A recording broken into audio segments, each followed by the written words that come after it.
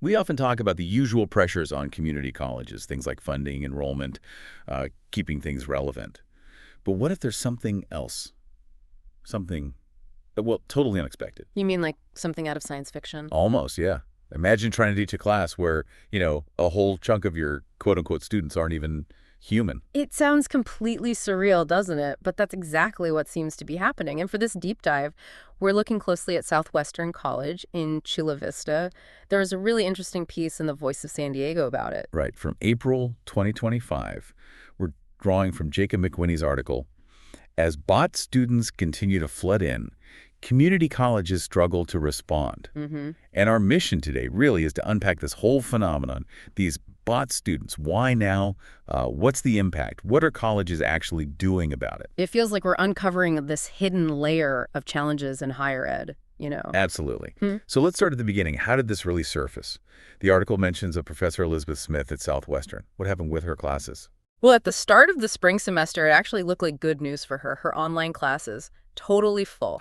Packed. Wait lists were long. It seemed like this huge demand, something she hadn't seen before. So initially there was this excitement, right? Like, wow, people are really interested. But that didn't last. No, not at all. Within just the first couple of weeks, things changed dramatically. Those numbers just collapsed. Collapsed how? She went from having 104 students enrolled, and that includes the wait lists, mind you, across her classes, Right. down to just 15. 15. Wow. From 104 to 15 in 2 weeks. Yeah. And that huge drop forced a really disturbing realization. Most of those initial signups probably weren't real students. They were these bots, likely run by, organized fraud rings. And Professor Smith described how this felt, right? It wasn't just empty seats. No, she said it was surreal and heartbreaking. She felt less like a teacher and more like a cop, constantly trying to figure out who was real and who was fake. That really changes the job, doesn't it? Being a cop instead of an educator. Fundamentally. And the timing here seems crucial. The article links the surge in bots to the big shift towards online learning, especially around 2021 because of the pandemic. Okay, so the move online created an opening. It seems so. That rapid shift, while necessary, maybe created a less supervised environment. And these fraud operations, they saw a chance. They used these networks of fake names, fake identities. Digital puppets, kind of. Exactly. Controlled by real people, but used to exploit the system. And the main goal is, Yeah. well, it's money, right? Financial aid. That's the core of it, yeah. They enroll these bots, make them look like they're participating just enough, maybe using AI for basic stuff. AI-generated assignments. Seriously. Apparently so. Things like discussion posts, simple tasks, just enough to stay enrolled past the point where state and federal financial aid gets paid out. And community colleges are particularly vulnerable. It seems that way. They're open enrollment policies, which are designed for access, right? To help people get in easily. Well, that openness, unfortunately, lowers the barrier for these fraudsters, too. It's a real double-edged sword, then. And the scale of this, it's not just a few isolated cases. Oh, definitely not. The article cites some pretty stark numbers. In 2024 alone, these fake students apparently managed to siphon off over $11 million in financial aid from California community colleges. 11 million. And that's more than double the amount from the year before. The state chancellor's office even estimated that maybe 25%, a quarter of all applicants in 2024, might have been bots.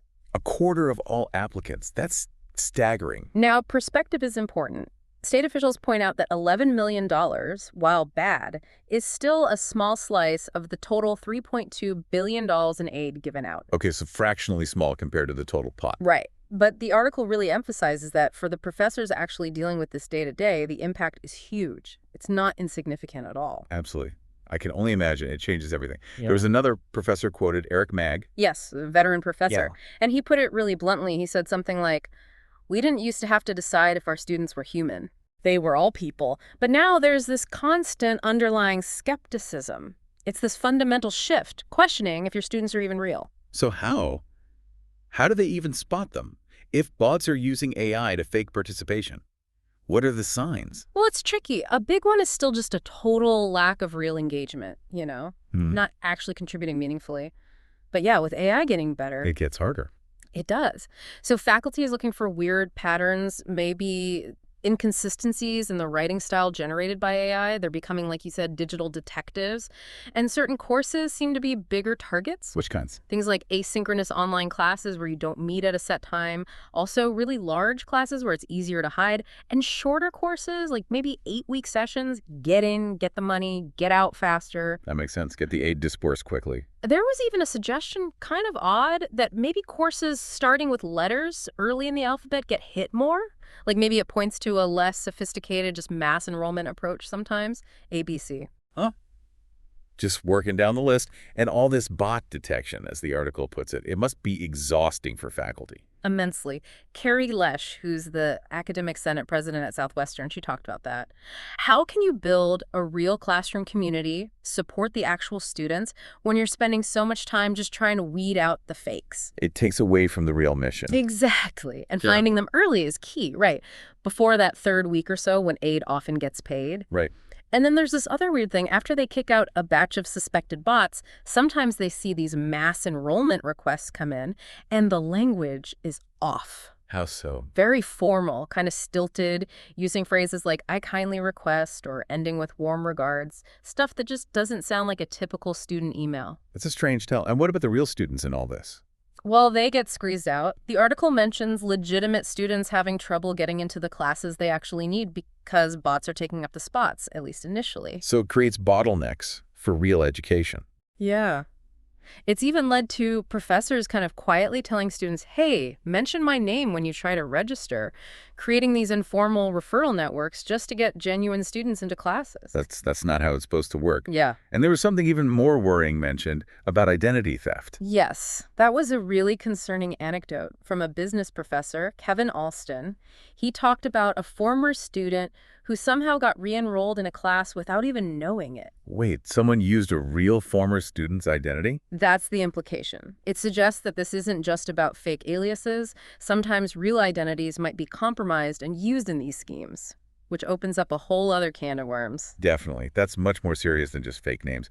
So, okay, what is Southwestern College doing about all this? They set up a task force. They did, the Inauthentic Enrollment Mitigation Task Force, and they have been actively trying to identify and drop these suspected bot accounts. Any numbers on that? The article mentions they removed about 1,600 suspected bots recently out of roughly 26,000 total enrollments. And they tried requiring these suspect accounts to come to campus, show ID, verify themselves in person. And did they? Unsurprisingly, very few actually showed up, which kind of confirms the suspicion, right? Yeah, seems like a pretty good indicator. The superintendent, Mark Sanchez, he was hesitant to share exactly how they're detecting them, though. Right, he was pretty clear about that. His reasoning is basically, why give the scammers the playbook? Don't want them to know the detection method so they can just adapt. Exactly. He doesn't want to reveal their parameters, as he put it, because the fraudsters would just find ways around them. It's this constant cat and mouse game. Makes sense. But Sanchez also pointed fingers, didn't he? Saying the real fix needs to happen earlier, at the state level. He did. His argument is that the enrollment lists they receive from the Central Application System, CCCC Apply, are already littered with these fake applications. So fix it at the source. That's his push. Stronger checks, better verification before the applications even get sent to the individual colleges. The state has partnered with tech companies like IDAM for authentication. But it's not foolproof. Apparently not entirely. The article notes nearly $4 million was still swindled statewide by March of that year, even with those measures in place. So yeah, it hasn't completely solved it. Now, despite the college's efforts, it sounds like some faculty are still pretty frustrated.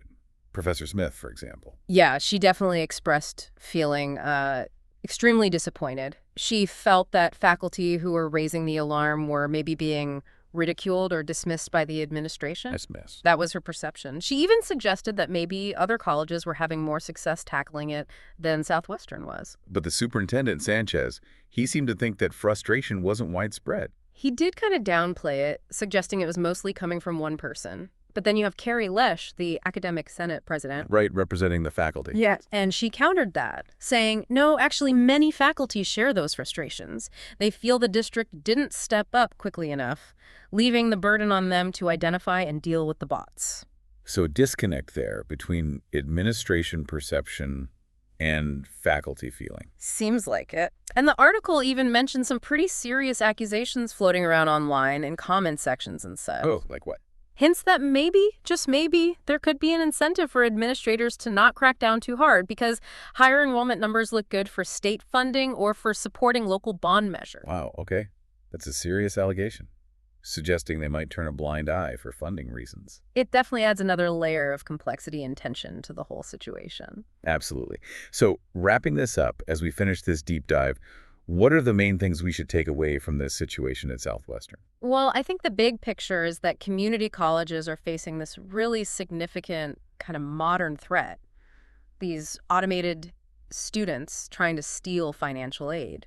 And it's not just a technical glitch. Not at all. It's having real negative impacts on the professor's workload, on the quality of education for everyone, and definitely on access for the students who are actually there to learn. So now, having gone through this specific story, this case study almost, you, the listener, have a much clearer view of this hidden battle. Yeah, it's a side of higher education we don't often think about. It really makes you wonder, though, with AI getting smarter, online learning expanding, how are schools going to keep up? How do they ensure genuine access, but also prevent this kind of large-scale fraud? That's the million-dollar question, isn't it? Or maybe the $11 million question in this case. Right. And where does the responsibility lie?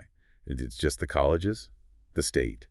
Do students play a role in vigilance somehow? It feels like this ongoing, this war on fraud, as the article implicitly puts it. It really forces us to think about trust in the digital age, especially in education. How do we maintain integrity when things can be so easily faked? It's a challenge that isn't going away anytime soon.